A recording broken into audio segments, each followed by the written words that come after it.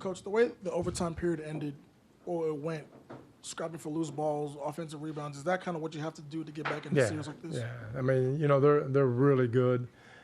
KD did some things that, individually just off the charts. But, serve really with PJ, he got every offense, he got every rebound. He was scrapping everything. He didn't let us lose. And then you have James, Chris, Eric, guys that are making big plays here and there and got us enough to get over the hump. Coach, do you think their playing at home is what got you all started? The first two games in the first quarter, you started out slow, but tonight you all came out with a lot of energy. Well, we did, but we know we're down. Yeah. We were down halfway through that quarter. Now we righted the ship a little bit right at the end, but they came out and they hit everything. They were shooting like 70% and not easy shots. We made some mistakes, but then we just got better at it. And then they went cold for a while. But, the game just has a lot of twists and turns and ups and downs. And you got to withstand their barrages and withstand doing everything right, and they still score. But if, can just hang in there and keep plugging. I thought tonight we just showed a lot of character and a lot of fight and just didn't give up. Mike, just what James did again, not being able to see real well and to come up with those big shots there in the overtime. Just can you say? Yeah, I mean, he just that's James. That's what he does. He did it. He was terrific tonight. We just had a lot of guys, and our bench was good. Iman Shumpert came in and did a heck of a job. Austin Rivers, they all took turns. The first stint that he was in there was really good. Clint came out with a lot of energy and just kind of grabbed some balls and dunked, and so there was just everybody kind of gave something and won the game. Mike, one of the first things you said was that Tuck kept us in the game. He actually kept us from losing. He kept us from losing? Yeah. What exactly did he do, or in what moments stand out in particular to you? Just every hustle play, every loose ball, every offensive rebound he got. He got one shot, I think, blocked 6 times and got it and put it in and won. And that's all sure wanting.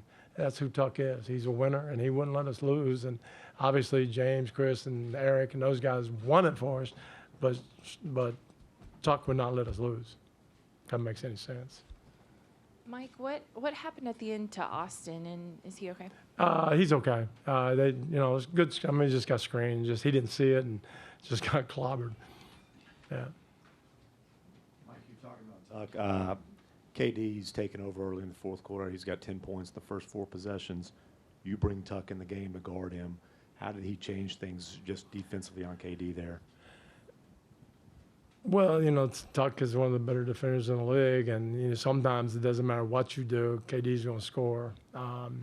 But he did get away from. I was trying to steal a couple minutes for Tuck because I knew, with 4 fouls, he had to guard him all the way down, and obviously going into overtime. But maybe we wouldn't have gone to overtime. I put him back a little quicker. So it's one of those things you look at: are you doing the right thing and not?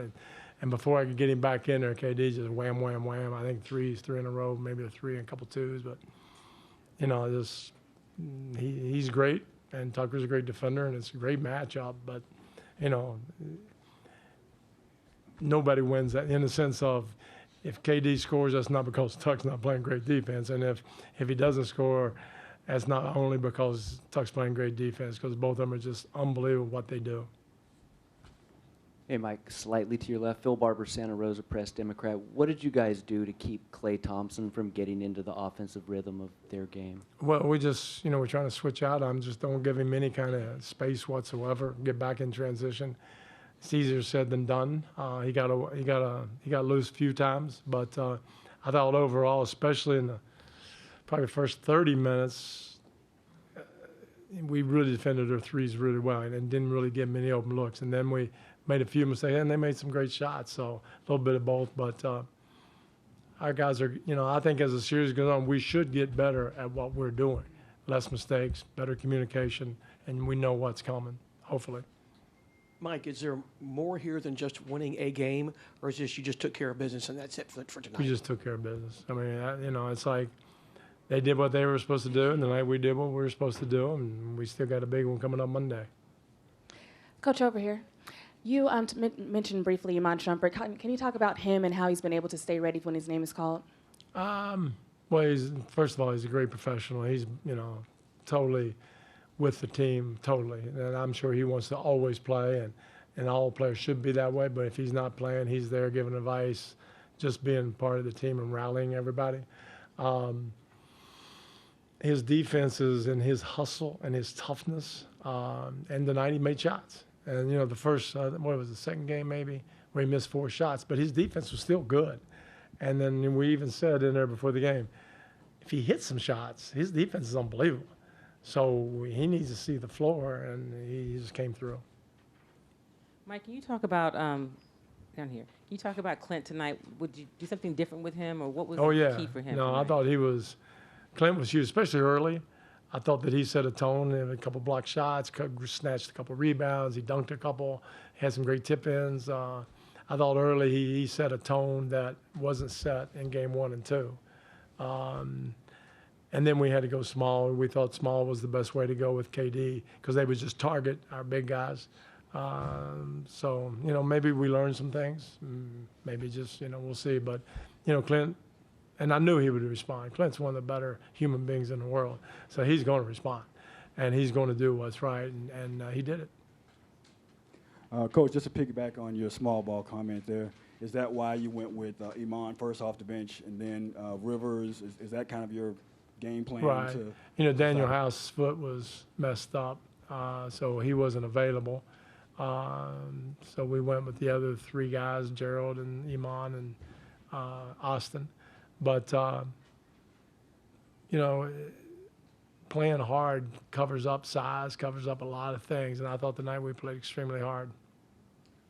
When you said earlier, that's just James, that's what he does. When you have a guy like Harden on your team, does that take some pressure off in a game like this when you are going to overtime? Oh, yeah, it takes a lot of pressure off. It takes a lot of pressure off me. I don't have to call timeouts and figure out how to score. James got the ball. I could call a timeout and say, yeah, I'll get the ball to James. It's like he's already got it. So he's phenomenal. He's phenomenal. I don't even think he played great, not in Harden world, but he played as well as probably as anybody can play. But he can even go up to another level.